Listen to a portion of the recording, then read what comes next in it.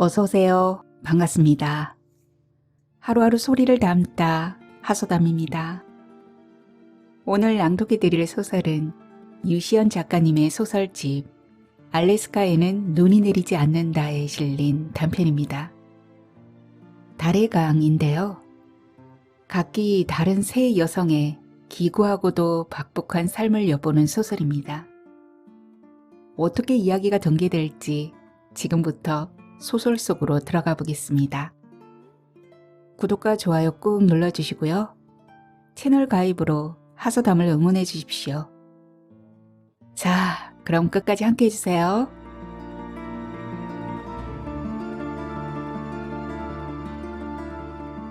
달의 강, 유시연 단편소설.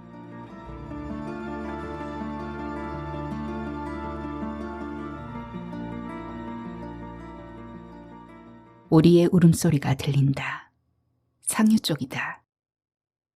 총둥오리떼가 날개를 푸득이며 낮게 날아가고 있다. 시골이 맞긴 맞나 봐요. 야생오리를 다 보다니.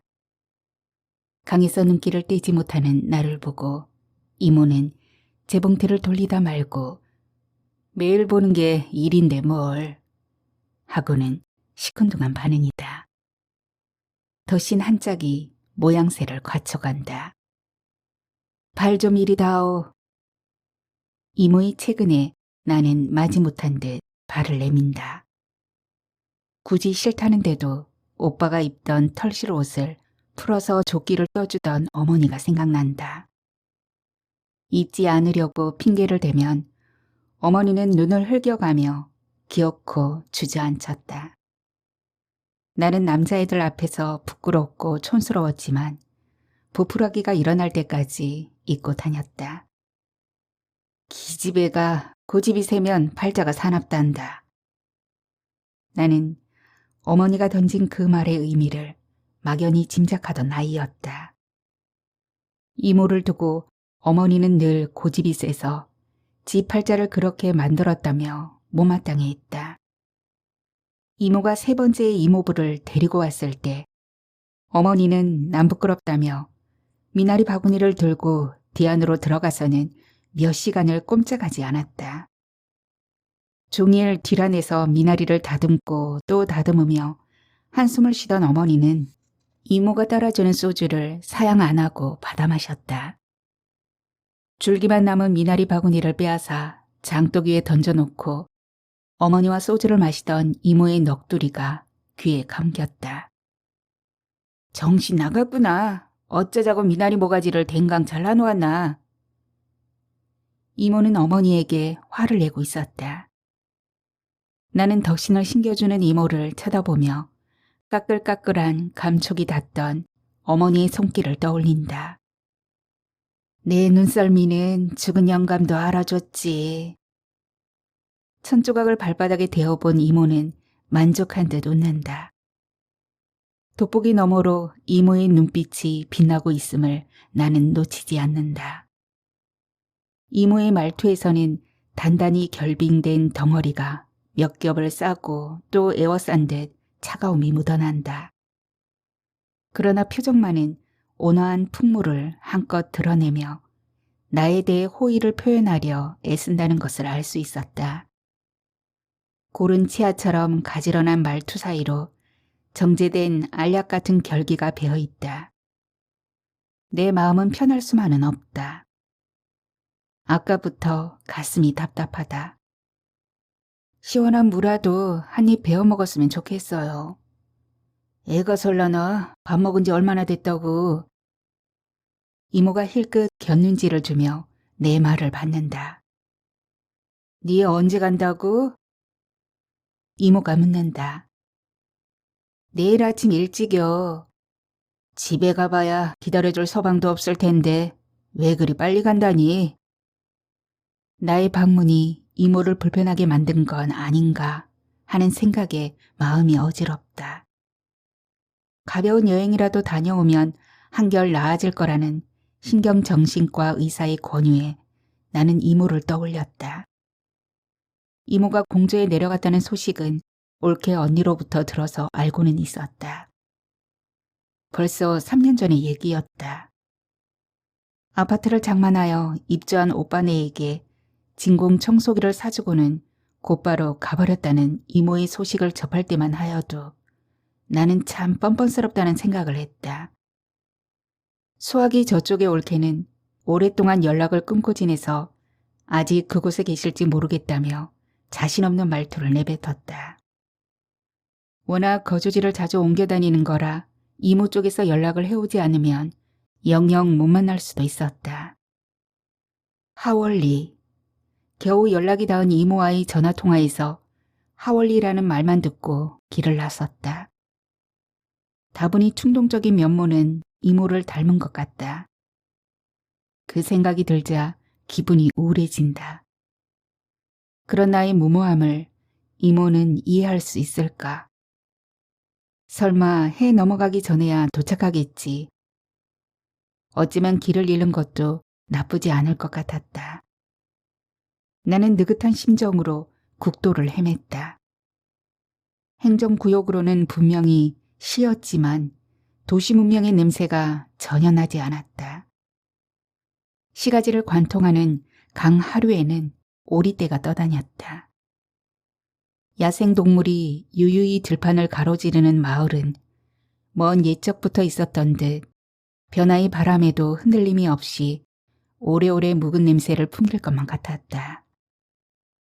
하월리 영감님은 이모의 7번째 남자였다.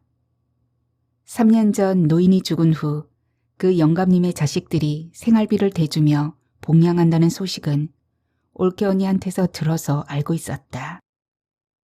피 한 방울 섞이지 않은 자식들이 돌아가며 용돈과 양식을 대준다는 말을 전해 듣고 나는 칠순에 이른 이모의 소환이 아직도 비늘처럼 빛나고 있음을 알았다. 수학이 너머로 아들네가 어떻고 손자가 어떻고 할 때 속이 편치 않았지만 이모의 처세술에 대해 판관이 되고 싶은 생각은 없었다. 관자재보살, 행신반야바라 밀다시, 사리자, 색불이공 공불이색, 색즉시공 공즉시생, 수상행식 역부여시, 아제아제 바라아제, 바라숭아제 모지사바하. 텔레비전 소음 사이로 경을 읊는 소리가 뒤섞인다. 눈으로는 화면을 쫓아가면서 귀로는 경을 듣는 이모의 속내를 도무지 알 수가 없다. 이모가 반다지 위에 놓인 텔레비전을 흘금흘금 쳐다본다. 저런. 남자 주인공이 화를 내고 돌아서자 여자 주인공이 울며 매달리는 장면이다. 나는 녹음기를 끈다. 색즉시공, 공즉시생이라 했다. 어느 사이 이모 손이 플레이 버튼을 다시 누른다. 네 그 옷이 안 크나? 자켓을 걸치는 나의 매무새를 지켜보던 이모는 여차하면 구석에 있는 재봉틀에 줄여줄 기세다. 별로 불편하지 않아요. 하긴 크게 입으면 덜 춥다더라. 펼쳐진 미싱은 윤이 나고 반들거렸다. 아직도 바느질을 손에서 놓지 않고 있는 이모의 지독한 삶이 엿보였다. 진정해 오면 바리바리 싸가는 건 이모밖에 없었다며 죽어라 하고 끌어모으더니 사는 형편은 궁상맞기가 이럴 데 없다고 회고하던 어머니의 모습이 겹쳐진다. 유리문턱을 밟자 냉기가 온몸을 타고 올라온다. 겨울 해가 한 줌 맥없이 남아있는 하늘을 배경으로 검은 나무들이 서 있다. 으쓱 어깨를 떤다. 강변에는 갈대들의 형체가 불분명하게 잿빛 하늘 속으로 잠겨들고 있다. 아무래도 이놈의 날씨가 심상치 않다야. 음기가 너무 세도 생명이 착상하지 못하는 법이지. 알 듯 모를 듯한 말을 던진 이모가 문을 소리나게 연다. 텔레비전 소음이 커진다. 나는 부엌을 지나 화장실로 향하면서 엄마와 이모 사이에 벌어졌던 그날 밤의 의혹을 떨쳐버린다. 천장이 낮아 발 뒤꿈치를 들면 닿을 것만 같다. 부엌 옆에 달린 욕실 바닥은 물기로 미끄덩거리고 비닐 접착제도 떼지 않은 대형 세탁기 옆에 옹색하게 놓인 자변기가 더욱 몸을 움츠러들게 만든다. 차갑고 습한 벽과 대야에 늘어뜨려진 고무 호수가 임시로 개량해서 쓰는 공간이라는 것을 알 수 있다. 수세식 화장실을 두고 이모는 요강을 사용하고 있다. 지하수가 밤새 쫄쫄 흘러넘치고 있음에도 요강을 쓰는 이모를 도통 이해할 수 없다. 이모뿐만 아니라 이모가 만난 남자들에 대해서도 나는 알 수 없는 부분이 많다. 내가 유일하게 이모부로 인정한 사람은 이모의 세 번째 남자였다. 이모부가 사다 준 가방 때문이었을 것이다. 가방끈이 해질 무렵 이모부는 리본 달린 구두며 32가지 색의 크레파스를 사왔고 그것은 이모부에 대한 기억을 선명하게 남겼다. 그 이모부가 이모의 세 번째 남자라는 것을 알게 된 건 훨씬 후의 일이었다. 6학년 때로 기억된다.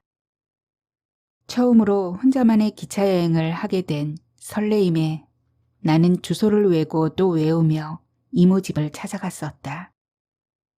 마당에 수독가며 늙은 배나무, 담 밖에까지 그늘을 들이운 감나무 가지, 열린 대문 안으로 낯선 곱슬머리 남자가 파자마 바람으로 서성이는 장면이 눈에 들어오기까지 채 몇 초가 걸리지 않았다.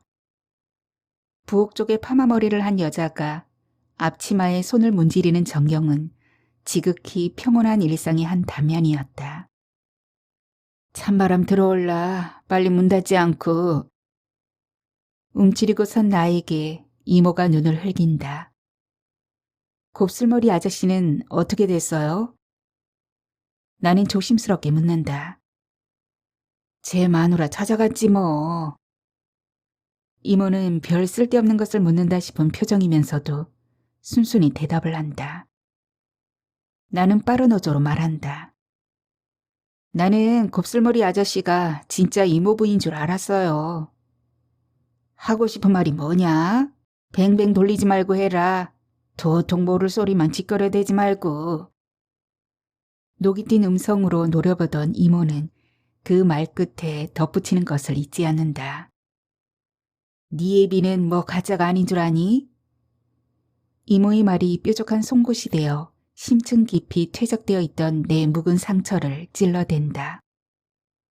무슨 말을 하시려는 거예요? 그럼 내 아버지가 가짜란 말이에요? 나는 언짢은 기색을 내비친다. 네 엄마가 조강지철하는 거 빼면 뭐 볼 게 있다고. 자식이 알아줘, 서방이 알아줘. 나는 네 엄마 하나도 안 부럽다. 이모는 코를 힘줘 푼 휴지를 과일 껍질이 담긴 비닐에 넣으며 단호한 어조로 내뱉는다. 나는 갑자기 이모의 태도에 심한 거부감이 일어난다. 사람은 절대 장담하면 못 쓴다. 네 아버지가 나한테 대놓고 뭐라 했는 줄 아니? 마누라 먼저 보내면 자식 새끼들과 양잿물이라도 먹고 칵 죽으면 죽었지. 재혼은 절대 안 한다 하더라. 네 엄마 죽고 얼마 못 가 자식 달린 여자를 얻어들이더구나. 하필이면 자식 줄줄이 달린 여자를 볼 게 뭐냐. 혹시 모르지 네 소모의 자식들이 누구시인지. 나는 그래도 네 애비 후원 회장인가 뭔가 하는 여자랑 맺어지는 줄 알았다. 배를 깎아 포크에 찍어 건네며 이모는 내심 섭섭했던 감정을 토로한다. 한 여자의 영상이 흐릿하게 지나간다. 그러나 그 여자의 모습은 전혀 잡히지 않고 고급 향수 냄새가 실크 머플러처럼 날린다. 네 엄마가 비록 조강지처로 일부 종사했지만 그 팔자가 나보다 나을 건 하나도 없었느니라. 허구한 날 헛바람이 든 네 애비 뒤치다거리에다가 손님 접대에 부엌대기 신세로 살지 않았니? 분명히 이모는 어머니에 대한 못마땅한 심사를 그런 식으로 풀어냈을 터였다. 그래서요? 그래서 이모가 엄마보다 나은 건 뭐가 있다고? 다소 격양된 내 말에 이모는 뚫어지게 나를 바라보더니 슬그머니 고개를 돌려버린다. 어머니 장례식 날 그래도 자식들이 있어서 제사밥이라도 얻어먹을 수 있는 언니가 2년의 팔자보다는 낫다며 울던 이모의 말을 나는 잊지 않고 있었다. 집을 떠나오면서 나는 이모의 근황보다도 내가 모르는 어머니의 진실을 들을 수 있지 않을까 하는 기대감이 있었다. 이모는 어머니보다 1살 아래였다. 그러나 언니라고 부르기보다는 너니 나니 하며 지냈다. 어머니에 관한 기억은 미미했다. 특별히 그립다거나 보고 싶다는 감정이 없었다. 오히려 오빠 꿈에 어머니가 나타났다면서 나에게 혹시 어머니 꿈을 꾸지 않았느냐고 물어오면 공공한 대답을 해야 되는 처지가 되레 미안할 지경이었다.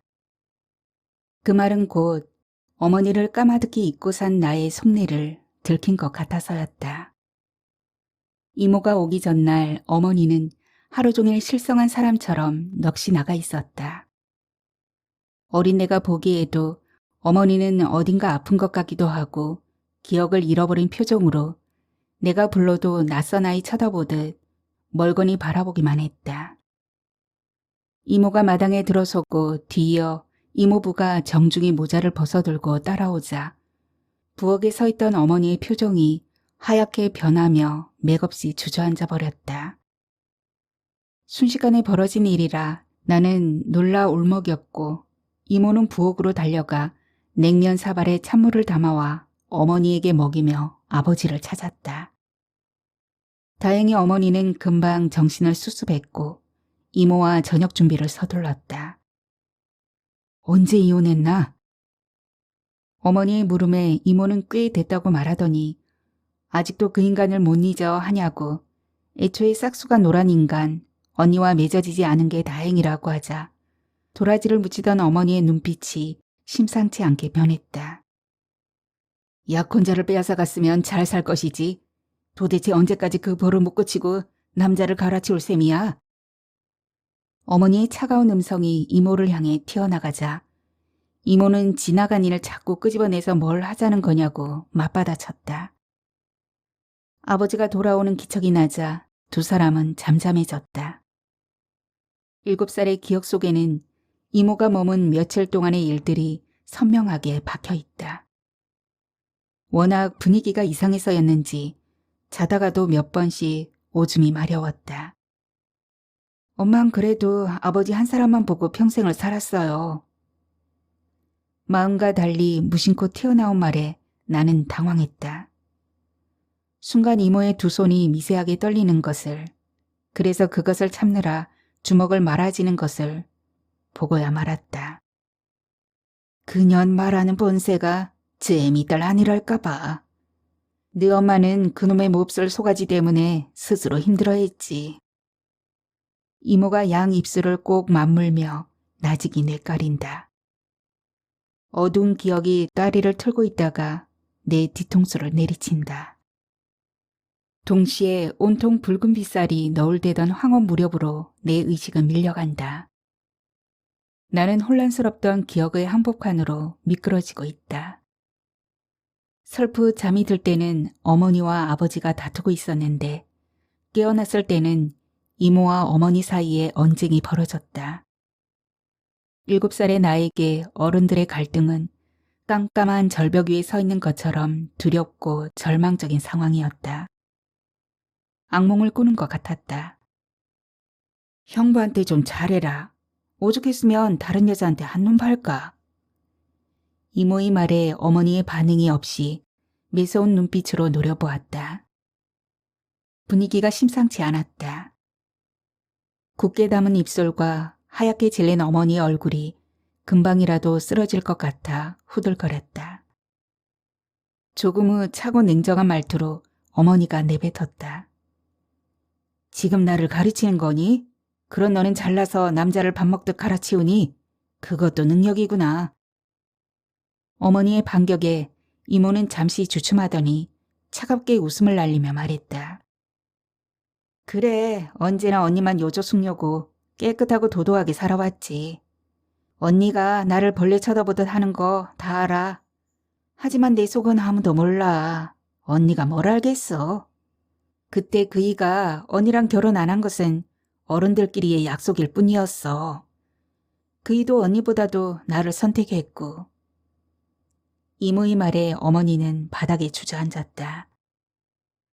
네가 나한테 한 일을 생각해봐. 야반도주에서만 잘 살았어야지 겨우 그 꼴로 나타나니? 영영 사라질 줄 알았더니 낯짝도 두껍지. 어떻게 제 발로 기어들어와? 사람의 탈을 쓰고 어떻게? 미처 말끝을 맺지 못한 어머니의 목소리에 울음이 잠겼다. 아직도 그 일을 잊지 않고 있다니 언니만 바보야. 그 인간이 나한테 뭐라 했는 줄이나 알아? 언니가 불쌍해서 만나줬다더라. 사내들은 그래서 믿을 게 못 돼. 언니만 괜히 감정을 낭비하고 있었어. 어머니의 눈자위가 심한 경련을 일으켰다. 푸른빛이 돌고 눈동자는 매섭게 빛났다. 조금 후 어머니의 입귀가 삐뚤어지고 낮고 귀괴한 음성이 새어나왔다. 입에서는 거품이 일고 금방이라도 무슨 일이 벌어질 것만 같았다. 정식으로 약혼한 사이도 아니었잖아. 혼담만 오갔을 뿐 상황은 변하기 마련이야. 이모도 지지 않고 악을 썼다. 도려운 어머니가 이모의 치맛자락을 움켜잡았다. 이모가 밀리는 듯 했다. 짧은 순간 이모의 치마가 찢어지며 어머니가 저만치 나동그라졌다. 속고쟁이 차림의 이모가 두 다리를 오므린 채 거친 숨을 뿜어냈다. 어머니는 실신한 듯 바닥에 쓰러졌다. 어린 내가 두 눈을 치켜뜨고 이모 나빠! 이모 집에 가! 외치며 어머니에게 달려들어 울음을 터뜨렸다. 다음날 어머니는 언제 그런 일이 있었냐는 듯 수수가루를 풀어 묽은 죽을 쏘았다. 앞치마를 두른 어머니는 방문을 뜯어다 마루 끝에 비스듬히 기대어 놓았다. 가을볕에 풀죽을 쏘어 한지를 펴바르는 어머니의 모습에서 평온하고 안정된 일상을 누리는 주부의 모습이 엿보였다. 사람을 써도 될 텐데 어머니는 몇 번이고 허리를 구부렸다 펴며 문짝을 떼어내고 수수 빗자루에 듬뿍 풀을 묻혀 나무 문살에 발랐다. 어머니의 자태에서는 평온하고 한가한 일상이 엿보일 뿐 전날 있었던 이모와의 말다툼이나 얼마 전 한밤중에 찾아왔던 젊은 여자의 일쯤은 까마득히 잊은 듯 보였다. 여자가 왔던 밤 어머니는 사랑채에 공단 이불과 베개 2개를 내갔다. 아버지를 후원하는 분이란다. 어머니는 어린 나이에게 묻지도 않은 말을 했다. 국회의원 출마를 앞두고 있던 아버지에게 워낙 많은 손님들이 찾아와서 나는 그 일을 대충 흘려들었다. 다음날 새벽 여자는 첫 차를 타고 떠났다. 그때부터일 것이다. 어머니가 남몰래 소주를 마시기 시작한 게. 어쩌다 아버지에게 들키면 체에서 한 잔 마셨다고 둘러대는 어머니는 무거운 돌덩이가 들어앉은 것처럼 속이 갑갑하다며 손가락에 힘을 주어 가슴을 눌러주곤 했다. 야당의 지역위원장으로 있던 아버지가 공천을 다시 받기 위해 비굴해진 데 비해 어머니만은 더욱 단단하고 굳은 심지로 집안에 오독한이 있었다. 나는 비로소 선명해진 과거의 흔적을 정리한다. 어머니가 혼자 술을 마시는 장면은 그 후 한 번 더 맞닥뜨렸다. 거리에 노란 등이 차차 밝아지기 시작할 무렵이었다. 버스에서 내려 골목을 접어들자 파란 대문이 보였다. 천천히 대문을 향해 다가갔다. 집안은 사람이 없는 듯 적막이 휘돌았다. 옆집 할머니에게 손가락을 따러 잠깐씩 나가기는 해도 집을 비운 적이 없는 어머니였다. 현관 앞에 전등불을 켜놓고 집 안으로 들어섰다. 순간 나의 목덜미로 서늘한 기류가 훑고 지나갔다. 커튼을 들추며 부엌으로 들어서려던 나는 우뚝 멈춰섰다. 하얀 물체가 웅크린 채 이쪽을 바라보고 있다는 느낌이 났다. 엄마! 나는 서둘러 스위치를 올렸다. 양주병이 반쯤 비워진 채로 식탁 위에 놓여 있고 어머니가 야채를 씹고 있었다. 아니, 물고 있다는 표현이 정확할 것이다. 녹색 야채를 한 줌 물고 있는 어머니의 모습은 분명 정상이 아니었다. 나는 눈물이 나오려는 것을 꾹 참고 커튼 자락을 세게 움켜쥐었다. 둥근 접시에는 쑥갓, 상추, 케일 같은 야채가 수북하니 쌓여 있었다. 부엌창으로 석양의 장광이 엷은 꼬리를 끌며 푸른 어둠 속으로 사라지고 있었다. 마치 장례식을 치른 상주가 지치고 넉나간 표정으로 흐트러진 자세를 드러내듯 나는 어머니에게서 긴장의 끈을 놓은 채 아무 것에도 애착이 없는 자의 공허함을 읽었다. 순간적으로 기이한 전류가 나를 관통하고 지나갔다. 그제야 어머니가 해질녘마다 대문 밖을 서성였다는 사실을 깨달았다. 어머니 옆에 의자를 끌어다 앉으며 유리잔을 내밀었다. 어머니의 눈빛이 순간적으로 흔들렸다. 어머니가 나를 돌아보았다. 이런 내 정신 좀 봐. 저녁밥 지을 때가 됐네. 일어서려는 어머니의 팔을 붙잡았다. 아버지도 없는데 시켜 먹어요. 나의 말에 어머니는 의자에 주저앉았다. 어디 아파요? 어머니는 대답 대신 웃을 듯 말 듯 하더니 미안하다는 말을 했다. 나는 어머니의 모습에서 아직도 남편 곁을 배회하는 내 그림자를 발견하고 내심 놀란다. 투둑.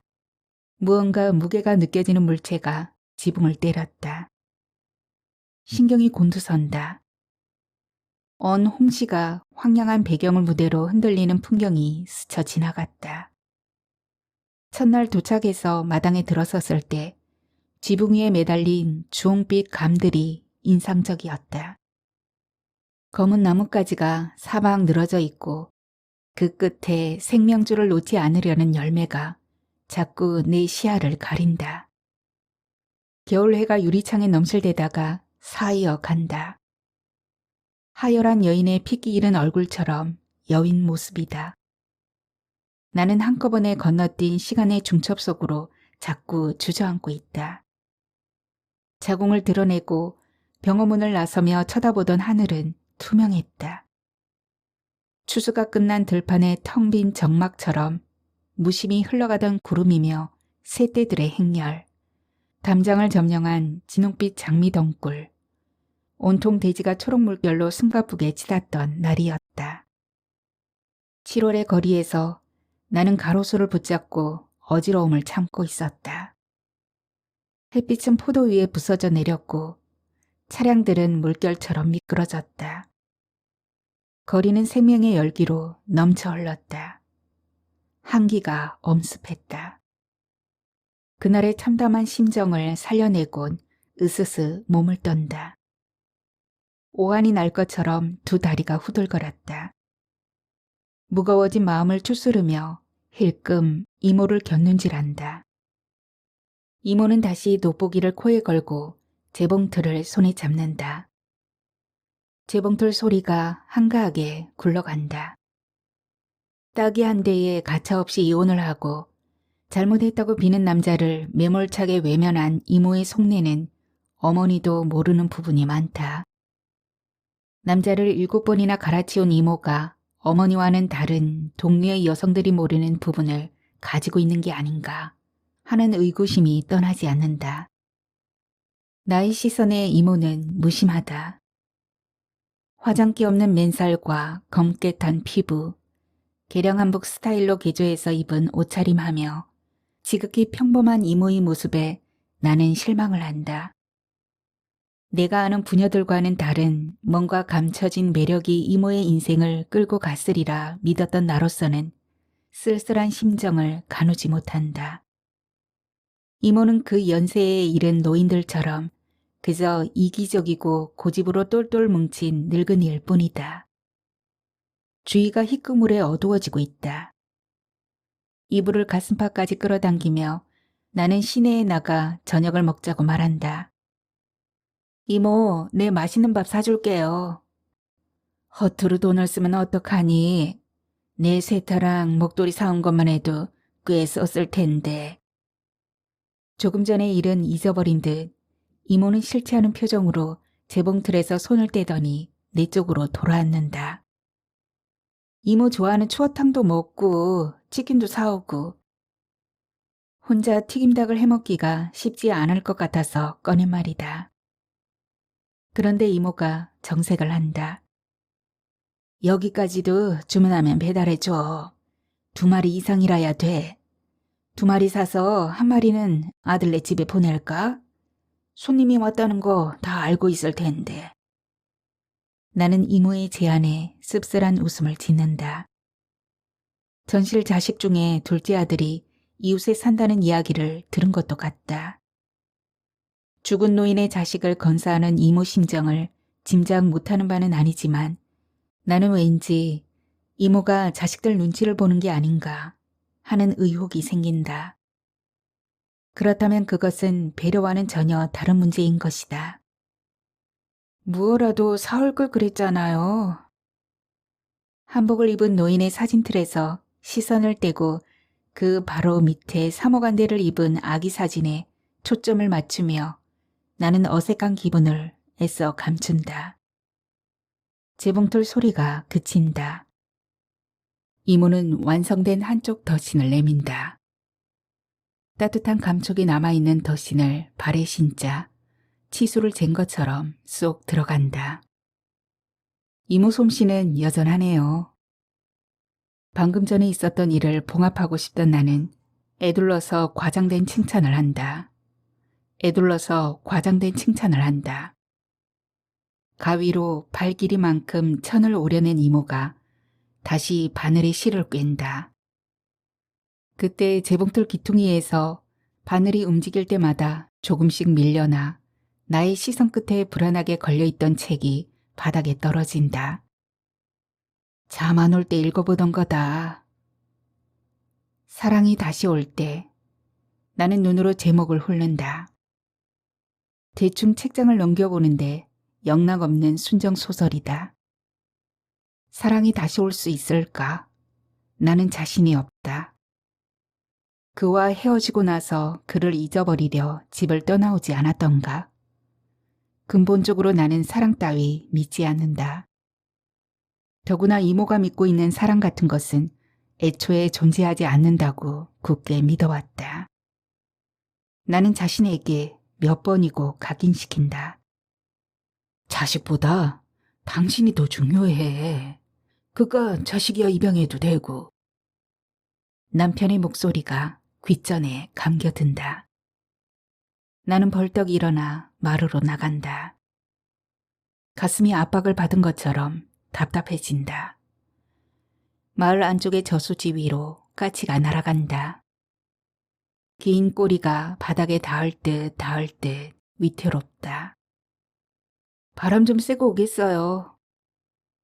나를 힐끗 쳐다본 이모는 무슨 생각인지 아무 말 없이 스웨터를 건네준다. 마루에 내려서서 구두를 깨어 신고 마당을 가로지른다. 산길을 따라 10여 분이 채 안 걸려 도착한 저수지는 얇은 얼음이 덮여 있고 청동 오리떼가 일정한 간격으로 웅크려 있다. 돌멩이를 집어 호수 가운데로 던진다. 오리들이 날아오르며 호수는 물결이 인다. 덜어는 날지 못하고 물결에 흔들리는 놈도 있다. 이번에는 좀 더 묵직한 돌을 서너 개 집어 멀리 던진다. 남은 한 마리가 날개를 푸드덕거리며 호수 끝으로 헤엄쳐 간다. 물에서 나온 오리는 도망갈 생각을 안 하고 서 있다. 가, 빨리 가. 소리치지만 오리는 꼼짝하지 않는다. 잘 걷지 못하는 걸 보면 상처를 입은 게 분명하다. 전체적으로 까만 갈색 무늬를 띠고 꼬리에 하얀 기운이 감도는 것으로 보아 암컷이다. 나는 오리에게서 눈을 뗄 수 없다. 찬바람을 폐 깊숙이 흡입한다. 호수를 들여다본다. 물속은 검고 깊다. 돌멩이를 삼킨 수면이 흩어지고 죽은 붕어가 떠오른다. 비늘과 아가미와 살점이 너덜너덜 흔들린다. 어디인가로 마냥 흘러갔을 호수가 산속에 갇혀 자꾸 몸집을 줄이고 있다. 수면이 출렁인다. 깊고 어두운 호수 저 밑바닥에는 어딘가 강으로 통하는 길이 있을지도 모른다는 생각을 한다. 썩지 않고 푸른 물빛으로 뒤척이는 게 어딘가 강의 뿌리에 닿아 있을 것 같다. 밤사이 강에 발을 담갔을 달과 별들과 생명의 뿌리가 밑둥을 적시며 흐르느라 끊임없이 찰랑이는 물소리를 내는 것은 아닌지 나는 자꾸 엉뚱한 상상에 빠져든다.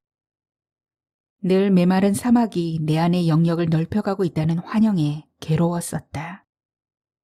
내 안에 들어찬 사막은 결국 생명을 잉태할 수 없었다. 나는 먼 옛적의 사막을 가로지른 강을 본다. 밤마다 흰 달이 가라앉을 그 강에 갈대숲과 검은 나뭇가지들의 실루엣이 정막처럼 내려앉는다. 작은 군종 수술을 받고 아기 집을 드러냈을 때의 막막하던 심경이 속내를 감춘 겨울 호수의 밑바닥에 닿은 듯 흔들린다. 남편을 떠나온 후 자주 울었던 일들이 다시금 나의 가슴께를 치받는다. 먹빛 어둠처럼 슬픔이 북받친다. 발이 저려온다. 호수 맞은편에는 오리가 아직도 서성대고 있다. 오리는 수컷을 기다리는 것일까? 짝짓기가 끝나면 암컷을 버리고 가버리는 원앙의 이야기를 기억한다. 사람들의 믿음이 어디에서 기인했건 하폭에 담긴 원앙새 한 쌍의 그림은 한때의 다정했던 시간을 말해준다. 천연 기념물에서 사육장의 가축으로 키워져 식탁의 별미 요리로 등장한 청둥오리나 원앙에게서 더 이상의 신기를 기대하는 건 다만 사람들의 바람일 뿐이리라. 재봉틀은 구석에 치워져 있다. 오리를 봤어요. 난 또 뭐라고. 저번에는 눈먼오리가 요 윗집 총각에게 잡혀와서 동네 잔치 안 했겠니? 사람이 가까이 가도 도망가지 않았다니 이상도 하지. 이모 말을 들으니 이상하긴 하다. 어디 발 좀 내밀어 보거라. 조금 전의 오리 이야기는 잊어버린 듯 이모는 완성된 덧신을 신어보라며 건네준다. 두 짝을 끼어 신으니 꼭 맞는다. 이모는 만족한 웃음을 지어 보이고는 부엌으로 나간다. 찬장 서랍 여닫는 소리에 이어 수돗물 소리가 난다. 거친 물줄기가 쏟아지며 집안의 정적을 삼킨다. 지나간 시간의 길목마다 버티고선 상처들이 세찬 소용돌이를 일으키며 부서진다. 아무거나 있는 반찬에서 먹어요. 나이든 노인네를 귀찮게 한다는 생각에 나는 조바심이 난다. 벽에는 실가방이 대나무 바늘에 꿰인 채 아가리를 벌리고 있다. 마무리 작업과 손잡이 다는 일만 남겨둔 옥색 가방은 이모가 들기에는 너무 튀는 색깔이다. 찌개 냄새가 집안에 흘러넘친다. 부엌문을 열자 가스레인지 위의 냄비에 김이 솟아오르고 푸른 불꽃이 싱싱하게 피어오르는 게 뚜렷이 보인다. 수저를 들고 한 입 떠먹는다. 짜고 맵다. 맛이 괜찮니? 이모가 궁금한 듯 물었으나 맛있다고 대답을 하고는 작은 냄비 뚜껑을 연다. 팥국이다. 이 집 큰딸이 팥국을 잘 끓이지 뭐냐. 몇 번 끓여봤는데 영 신통치가 않더라. 이모의 말마디마다 끈아풀처럼 따라다니는 전실 자식의 존재가 나를 불편하게 만든다. 굴비구이와 동치미와 김치를 사발에 담고 찌개 냄비를 올려 상을 들인다. 혼자서도 끼니를 거르지 않는 이모에게서 아직도 늦여름을 견디는 잡초의 생명력이 느껴진다. 낮에 먹던 청국장은 어디 뒀어요? 나는 비지찌개를 뜨다 말고 청국장 생각이 난다. 너 옛날에는 안 먹었잖니? 이모가 젓가락으로 조개젓을 집으며 묻는다. 나이가 드니까 엄마가 해주던 음식이 생각나서요. 입속에 밥을 우물거리며 창밖을 내다본다. 저녁의 어스름한 기운이 무서리처럼 회색빛으로 감겨들었다. 어릴 때는 몰랐는데 이제 보니 엄마를 닮아가는구나. 이모는 수저를 내려놓고 나를 유심히 쳐다본다. 어머니의 이야기를 끄집어내면서 입맛이 떨어진다. 다시 내 안에서 어머니에 대한 의혹이 피어났다. 창호지에 스며드는 어둠의 그림자를 조차 시선을 고정시킨다. 둥그런 쇄골이 주위로 국화 꽃잎을 따서 바르던 어머니의 단아한 모습이 뭉클 가슴에 방망이질을 해댄다. 찌개는 식어버렸다. 더 먹지 그러니. 저녁이 늦었는데 배고팠겠다.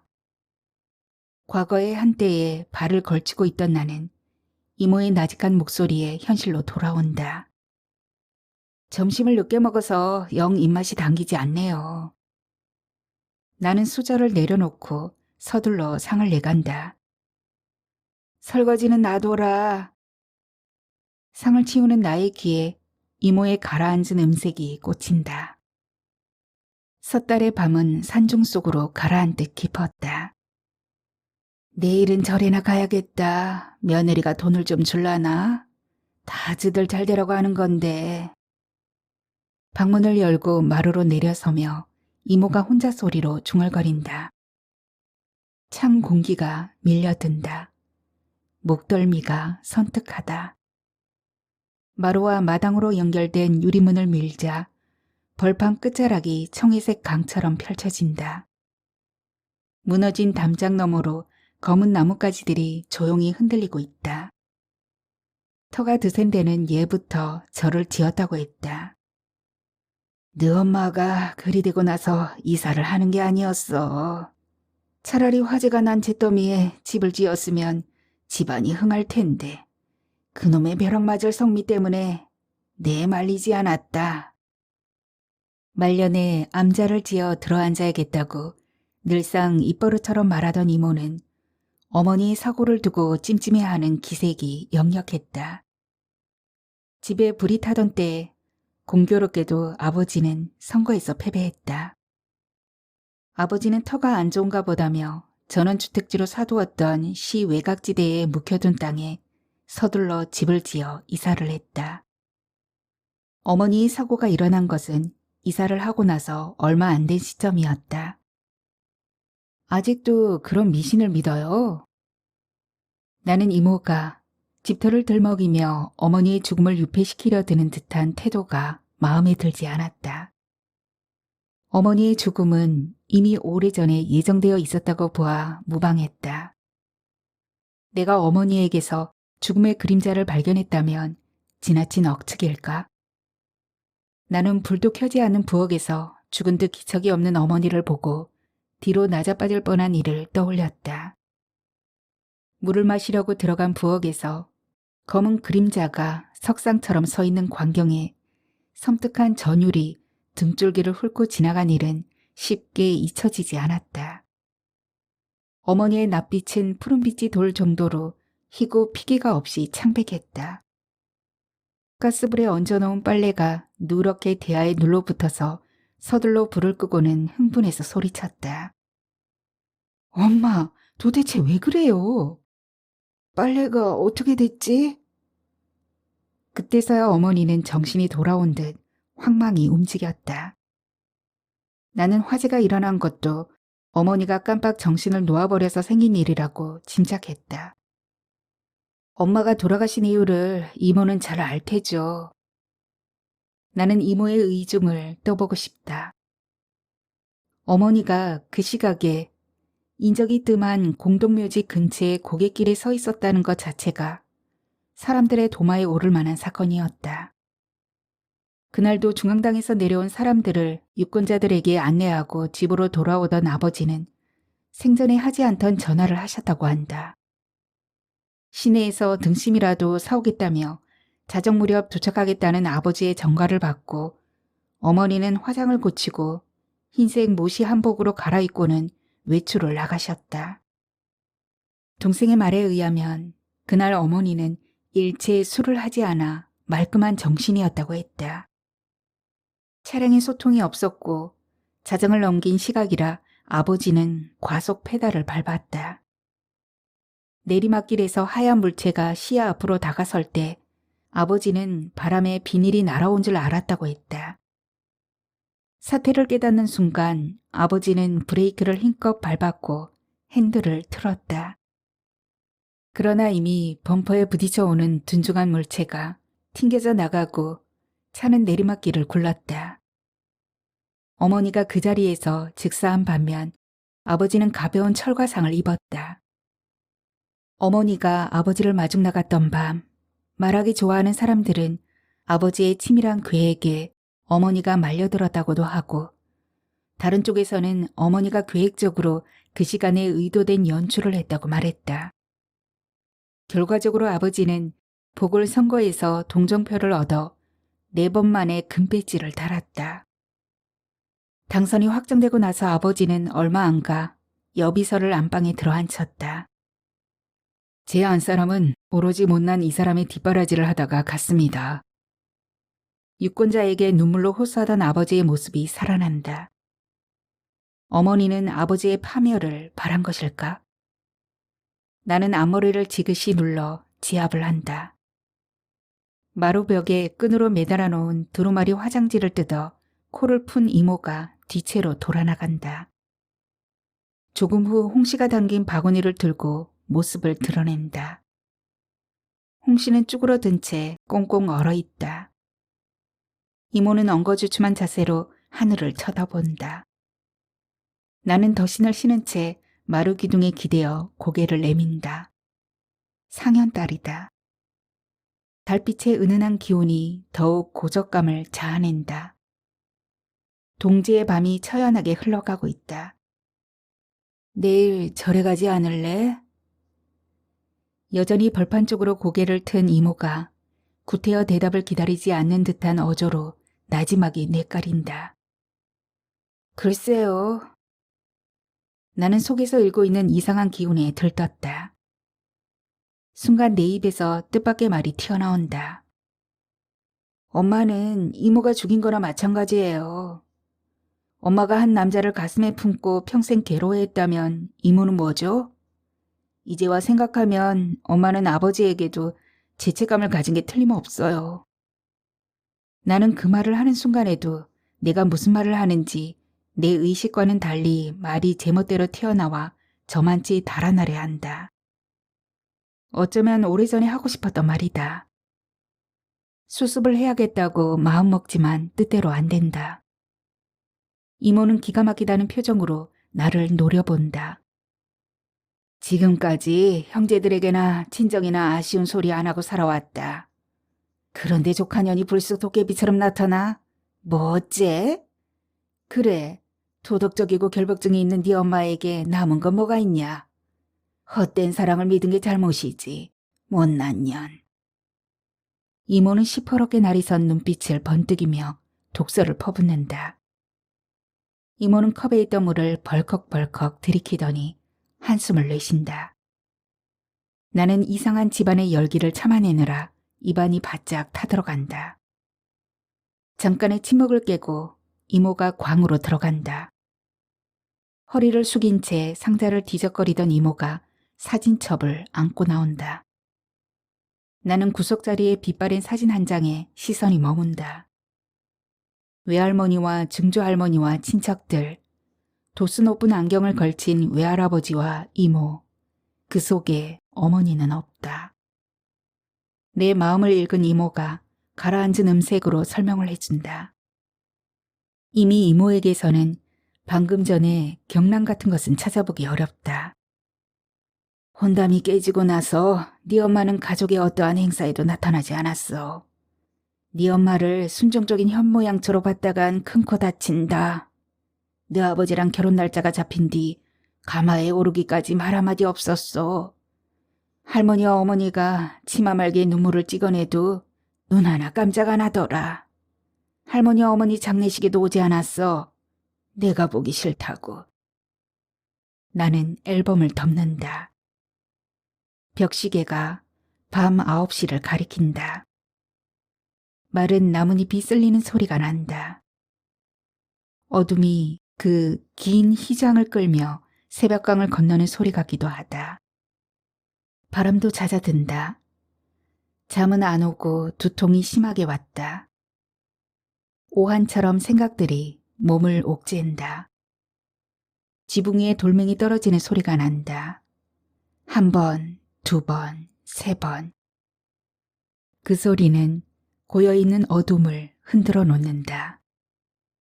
조금 간격을 두었다가 다시 돌멩이가 굴러 떨어진다. 심장이 뛰고 맥박이 급해진다. 이모 혼자 주무시다가 놀라겠어요. 그렇지 뭐. 이모와의 대화 사이로 그 소리가 끼어든다. 무섭겠다, 무섭긴. 시끄럽긴 해.